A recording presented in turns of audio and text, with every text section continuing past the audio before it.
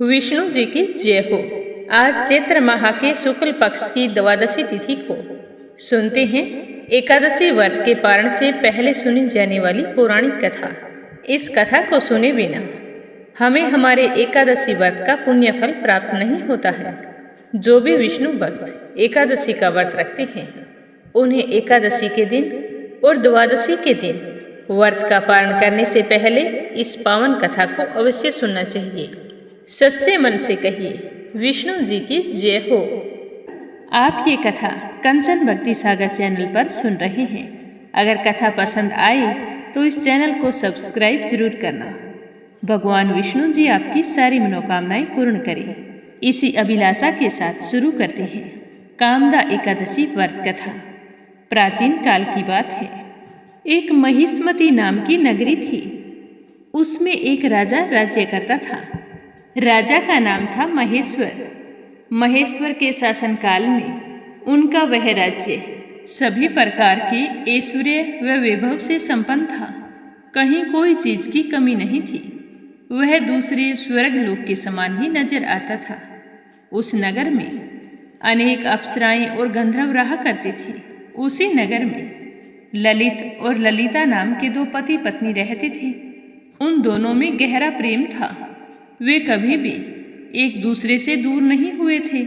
एक बार राजा ने अपनी सभा में गायन का समारोह आयोजित किया तो राजा ने उस समारोह में किसी के कहने पर ललित को भी बुला लिया, क्योंकि वह बहुत ही अच्छा गायन करता था।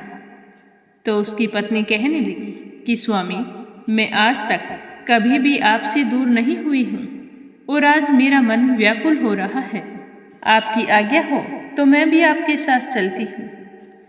तो उसके पति ने कहा कि नहीं प्रिय, राजा ने मुझे बुलाया है, मैं थोड़ी ही देर में आ जाऊँगा। इसमें घबराने की कोई बात नहीं है। राजा ने गायन के लिए बुलाया है, अच्छा गाऊंगा तो हमें पुरस्कार भी मिलेगा। इस तरह दिलासा देकर ललित गायन के लिए राजा के समक्ष प्रस्तुत हो गया और जैसे ही उसने गायन शुरू किया तो सबका गायन फीका पड़ने लगा। राजा बड़े खुश थे और बार बार वाह वाह कर रहे थे कि ललित से अच्छा गायकार कोई हो ही नहीं सकता। तभी अचानक से ललित को अपनी पत्नी का स्मरण हो आया, जिससे वो व्याकुल हो गई और उसके गायन के दौरान लय में त्रुटि होने लगी। तो राजा ने कहा कि इस तरह गायन में त्रुटि होने का क्या कारण है? तुम्हारी तबीयत तो ठीक है? तभी ललित ने कहा, नहीं महाराज, मैं अपनी पत्नी से कभी भी दूर नहीं हुआ हूँ और आज आपके कहने पर मैं अपनी पत्नी को अकेले घर पर छोड़कर यहाँ आया हूँ तो मेरा ध्यान बार बार अपनी पत्नी की तरफ जा रहा है। तो उसके मन की बात सुनकर राजा कुपित हो गए और गुस्से में कहने लगे कि अरे मूर्ख, तू मेरे सामने खड़ा होकर अपनी पत्नी का ध्यान करता है, मेरा अपमान कर रहा है। मैं यहाँ का राजा हूँ और मैंने तुम्हें यहाँ पर बुलाया है। इस बात का तुम्हें स्मरण नहीं है जो बार बार अपनी पत्नी को याद करके मेरा अपमान कर रहा है? ये तेरा बहुत ही अनुचित कर्म है और इसका दंड तुझे अवश्य मिलेगा। तो वह हाथ जोड़कर राजा के चरणों में गिर गया और कहने लगा कि हे राजन, मुझे क्षमा करें, आगे से ऐसा कभी नहीं होगा। मुझे मेरी गलती के लिए माफ कर दे। लेकिन राजा गुस्से में था।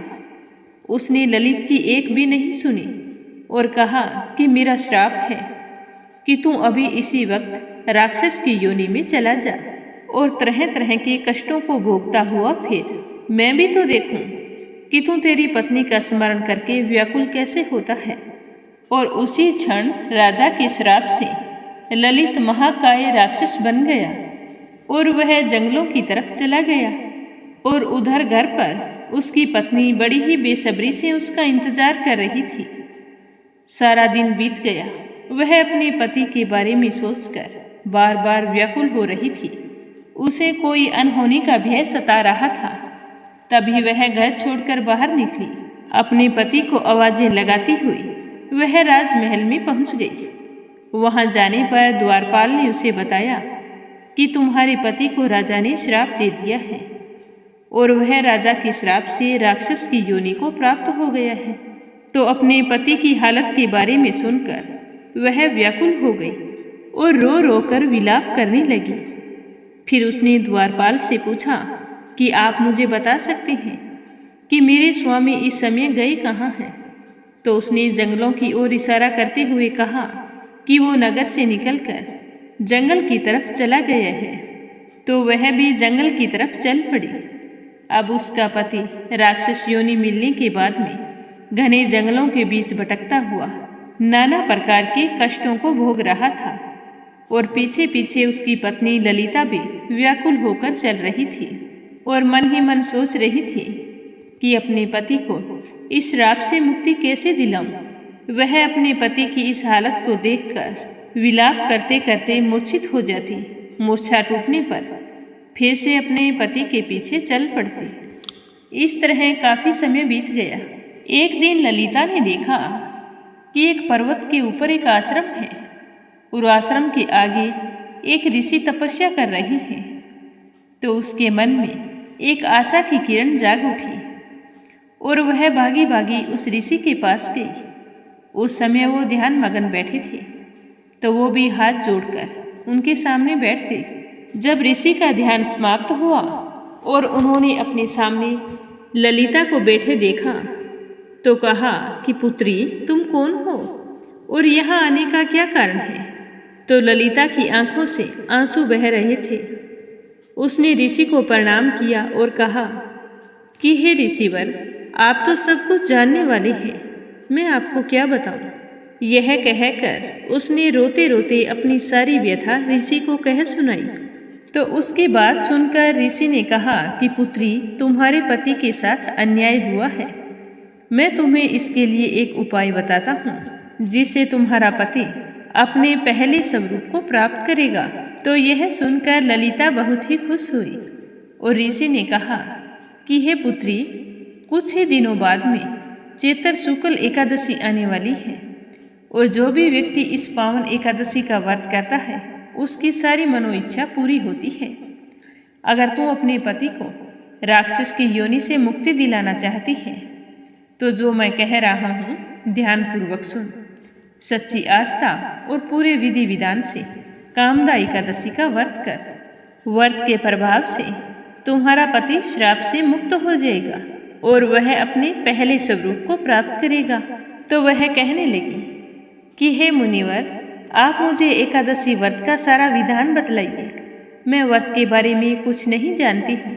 तो ऋषि ने एकादशी व्रत का सारा विधान बतलाकर उसे व्रत की कथा सुनाई। तो सारा विधान जानकर ललिता बहुत ही खुश हुई और ऋषि को फिर से प्रणाम करते हुए अपने घर की ओर लौट आई। घर आकर जैसे ही कामदा एकादशी का दिन आया तो उसने पूरे विधि विधान से कामदा एकादशी का व्रत रखा और विष्णु भगवान की पूजा अर्चना की। व्रत के सारे नियमों का पालन किया और श्री हरि विष्णु का कीर्तन करते हुए सारी रात जागती रहकर बिताई। सुबह उठने पर उसने फिर से विष्णु जी की पूजा अर्चना की, ब्राह्मणों को बुलाकर भोजन करवाया और उनका आशीर्वाद लेकर उनके सम्मुख बैठकर अपने व्रत का पुण्य फल अपने पति के लिए समर्पित कर दिया और बड़े ही दीन भाव से विष्णु भगवान से विनती करने लगी कि हे पुंडरीकाक्ष, मैंने ये व्रत अपने पति को राक्षस योनि से मुक्त कराने के लिए रखा है। आप मुझे आशीर्वाद दें कि मेरे इस व्रत का फल मेरे पति को मिले और वो प्रेत योनि से मुक्त हो जाए। तो उसके इस तरह बोलते ही उसका पति प्रेत योनि से मुक्त हो गया और फिर से सुंदर गंधर्व बन गया और उसने अपने आप को घने जंगलों में पाया। बार बार वह अपने हाथ पैरों को देख रहा था और खुश हो रहा था और सोच रहा था कि यह चमत्कार कैसे हुआ। तभी उसे ललिता की याद आई और वह नगर की ओर दौड़ पड़ा। दौड़ता हुआ जैसे ही अपने घर के द्वार पर पहुंचा और अपनी पत्नी को आवाज लगाई कि हे प्रिय, तुम कहाँ हो? तो यह सुनकर ललिता को अपने कानों पर विश्वास नहीं हुआ। वह दौड़कर बाहर आई तो अपने पति को सामने पाकर वह बहुत ही खुश हुई और अपने पति के चरण स्पर्श करके उनसे लिपट गई उन दोनों की आंखों से आंसू बह रहे थे। कुछ देर बाद में शांत होने पर ललित ने पूछा कि हे प्रियतमा, यह चमत्कार कैसे हुआ? तो ललिता ने बताया कि स्वामी, यह चमत्कार तो विष्णु भगवान की कृपा से हुआ है। आपके चले जाने के बाद मैं बहुत दुखी रहती थी, आपके पीछे पीछे घूमती रहती। तभी मुझे एक पर्वत पर एक ऋषि तपस्या करते हुए मिले थे। जब मैंने उन्हें तुम्हारे बारे में सब कुछ बताया और इसका उपाय पूछा तो ऋषिवर ने कहा कि अगर मैं कामदा एकादशी का व्रत पूरे विधि विधान से करूं तो आपको प्रेत योनि से मुक्ति मिल सकती है। तो मैंने कामदा एकादशी का व्रत किया और उसका पुण्य फल आपको दे दिया। कल मेरा व्रत था और आज मैंने व्रत का पारण किया था और देखो, विष्णु भगवान की कृपा से आप मेरे सामने खड़े हो। आज के बाद तुम कभी भी मुझे अकेले छोड़कर मत जाना। तो इस तरह दोनों फिर खुशी खुशी साथ साथ रहने लगे। ललित कभी भी अपनी पत्नी ललिता को अकेले छोड़कर कहीं नहीं गया। जहाँ भी जाते दोनों साथ जाते। विष्णु जी के आशीर्वाद से उनका जीवन सुखमय हो गया। फिर वे लंबे समय तक अपने जीवन के सुखों का भोग करते रहे और अंतकाल में विष्णु लोक को चले गए। प्रेम से बोलो विष्णु भगवान की जय हो। व्रत और पूजा पाठ के समय सुनी जाने वाली गणेश जी भगवान की कहानी। तो प्रेम भाव से कहिए, विघ्नहर्ता गणेश जी महाराज की जय हो। पुराने समय की बात है। एक गांव में एक बुढ़िया रहती थी। उसकी उम्र बहुत हो चली थी। उसके कारण उसे आंखों से नाक के बराबर दिखाई देता था। उस अंधी बुढ़िया के परिवार में उसका बेटा और बहू रहा करते थे। बेटे बहू के कोई संतान नहीं थी और रहने के नाम पर उनके एक टूटी फूटी झोंपड़ी थी जो मिट्टी गारे और घास फूस से बनी हुई थी। इतनी घोर गरीबी के बीच में वे छोटे मोटे काम करके किसी तरह से अपना गुजर बसर किया करते थे। अंधी बुढ़िया गणेश जी भगवान की बहुत बड़ी भगत थी। वह दिन रात ईश्वर के ध्यान में लगी रहती थी। वह नियम से रोजाना गणेश जी भगवान की पूजा पाठ करती, सिंदूर से तिलक करती, गुड़ और दुर्वा घास अर्पित किया करती थी। और जब भी गणेश चतुर्थी आती तो उस दिन गणेश जी के निमित्त व्रत भी किया करती थी। रात्रि में चंद्रमा को अर्घ्य देकर ही व्रत का पारण करती थी। वह गणेश जी भगवान को इष्ट देव के रूप में पूजा करती थी। तो उसका सारा जीवन अपने इष्ट देव गणेश जी भगवान को भजने में ही बीत गया। जब भी वो गणेश जी की पूजा करती तो कहती, गणपति की सेवा मंगल मेवा। तो एक दिन गणेश जी भगवान सोचने लगे कि इस बूढ़ी माई ने अपनी सारी उम्र मेरी भक्ति करते हुए बिता दी है, तो मुझे इसे दर्शन देना चाहिए। तो इस तरह का विचार करके गणेश जी भगवान बुढ़िया माई के सामने प्रकट हुए और कहने लगे कि बुढ़िया माई, मैं तेरी भक्ति से बहुत ही प्रसन्न हूँ। मैं तुम्हें एक वरदान देता हूँ, तुम जो चाहे मांग लो। तो बुढ़िया माई का पूरा जीवन गरीबी में बीता था, पर उसमें गजब का संतोष था। बुढ़िया माई ने कहा कि गणेश जी भगवान, आप मेरे सामने प्रकट हुए हैं, यही मेरे लिए काफ़ी है। मैं आपके दर्शन तो नहीं कर सकती क्योंकि मुझे बहुत ही धुंधला दिखाई देता है। मेरे सारे मनोरथ पूर्ण हो गए हैं, मुझे कुछ नहीं मांगना। तो गणेश जी मंद मंद मुस्कुराते हुए अपनी परम भोली भगत से कहने लगे कि आज तो मैं थोड़ा जल्दी में हूँ, कल मैं फिर आऊँगा, तब तुम वरदान मांग लेना। मैं तुम्हारी भक्ति से बहुत ही प्रसन्न हूँ, इसीलिए मैं तुम्हें वरदान तो जरूर दूंगा।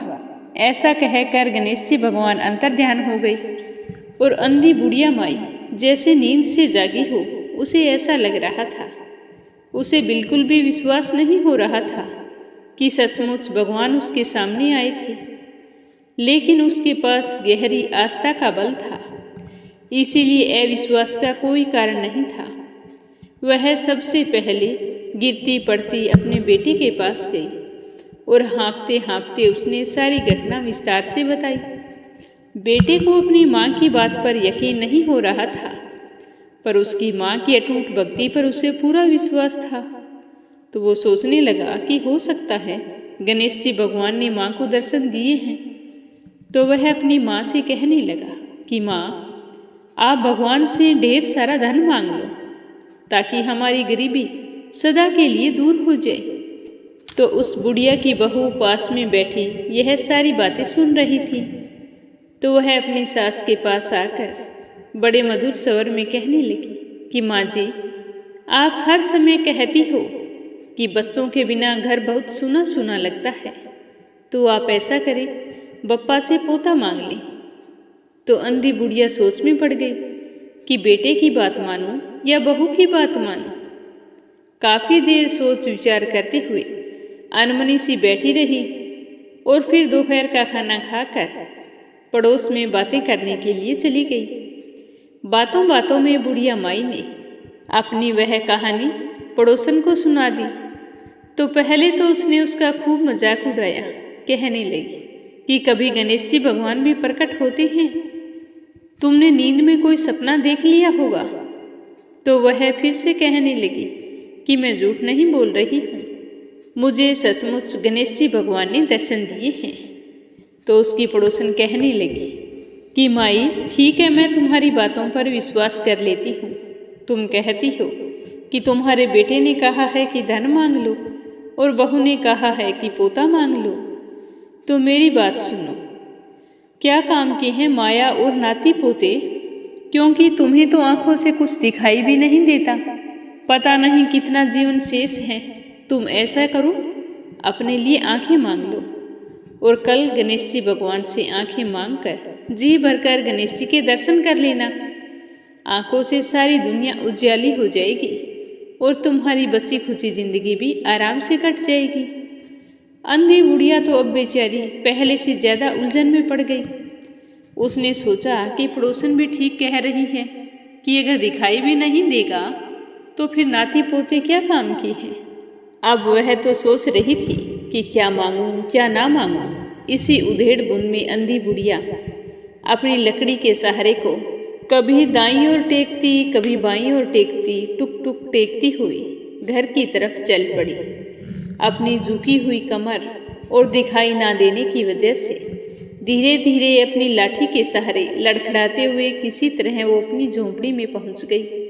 झोंपड़ी में पहुंचकर देखा कि बुढ़ापा, साथ में अंधापन, घोर गरीबी, सूना घर, कुछ भी तो नहीं था। बूढ़ी माई मजबूर तो थी, लेकिन वह बहुत बुद्धिमान थी। वो सोच रही थी कि सब अपने अपने मतलब की बात कर रहे हैं, पर उसका हृदय तो कोमल था, तो वह किसी का दिल भी नहीं दुखाना चाहती थी। सोच रही थी कि बेटे की इच्छा पूरी करूं या बहू की इच्छा पूरी करूं या फिर अपना बुढ़ापा संवारूं। यह सोचते सोचते उसकी आंख लग गई, उसे पता ही नहीं चला। सुबह जल्दी बुढ़िया माई की आंख खुली तो वह खुशी खुशी गणेश जी के आगमन की तैयारी में जुट गई। आज बहू भी समय से पहले उठ गई थी। सास बहू ने मिलकर अपने मिट्टी गारे और फूस की झोंपड़ी की लिपा पोती करके चमका दिया। साफ सफाई करने के बाद दोनों नदी पर स्नान करने गई। वापिस आकर जब गणेश जी का भोग तैयार करने के लिए सामान एकत्रित करने लगी तो यह देखकर वो तो हैरान हो गई कि उन्हें अपनी छोटी सी रसोई में वह सब कुछ मिलता जा रहा था जिस चीज की उन्हें जरूरत थी। तो बड़े प्रेम और श्रद्धा भाव से लड्डू, खीर, पूरी, हलवा, 7 प्रकार की सब्जियां, रायते, कई प्रकार के चावल, पुए, पकोड़े, तरह तरह की चटनियाँ, अचार, पापड़, फल, मेवा, मिश्री और ना जाने क्या क्या पकवान बनाकर 56 भोग की थाली सजा दी। अब हर तरफ से भीनी भीनी खुशबू आने लगी। पूरा घर खाने की खुशबू से भर गया। ऐसे में तो मनुष्य तो क्या, देवताओं के मुंह में भी पानी चल पड़ा। रसोई का सारा काम करके सास बहू ने पूजा और आरती की तैयारी शुरू कर दी। शाम होने वाली थी। उनके पास गणपति का मंदिर या मूर्ति तो थी नहीं, बस एक पुराना लक्ष्मी गणेश वाला कैलेंडर था। उसी के सामने उन्होंने सातिया काट कर पाटला रख दिया और दिया जोत करके गणेश जी के भोग की सामग्री को सजा दिया। बुढ़िया माई गणेश जी भगवान की आरती गाने लगी। जय गणेश जय गणेश जय गणेश देवा, माता थारी पार्वती है पिता महादेवा। और हमेशा की तरह पूरी भक्ति में लीन हो गई। तभी अचानक से वहाँ पर गणेश जी भगवान प्रकट हो गए। तो वह बूढ़ी माई बहुत ही प्रसन्न हुई और पूरे प्रेम पूर्वक और श्रद्धा भाव से गदगद होकर पकवानों से भरा हुआ थाल गणेश जी के आगे कर दिया। भगवान ने भी उसी प्रेम के साथ एक मोदक उठाकर अपने मुख में रख लिया और बोले कि पार्वती माता के हाथ से बने भोजन की याद आ गई है।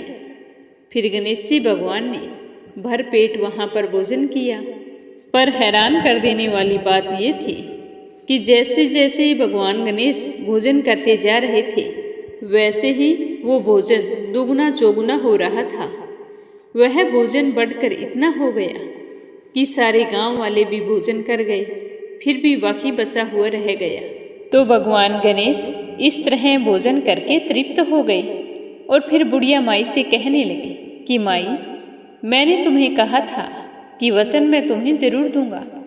अब तुम्हारी जो भी इच्छा हो वरदान मांगो, जो तुम मांगोगी वही तुम्हें जरूर मिलेगा। तो बुढ़िया माई ने तो पहले से ही सोच रखा था। वह अपने बेटे की बात को भी रखना चाहती थी, बहू को भी खुश करना चाहती थी और अपनी ज़रूरत को भी पूरा करना चाहती थी। तो वह बुढ़िया माई हाथ जोड़कर कहने लगी कि हे गणेश जी भगवान, यदि आप मुझ पर इतने ही प्रसन्न हैं तो मुझे 9 करोड़ की माया दें, निरोगी काया दें, अमर सुहाग दें, नाती दें, पोता दें, समस्त संसार परिवार का सुख दें और अंतकाल में मोक्ष दें।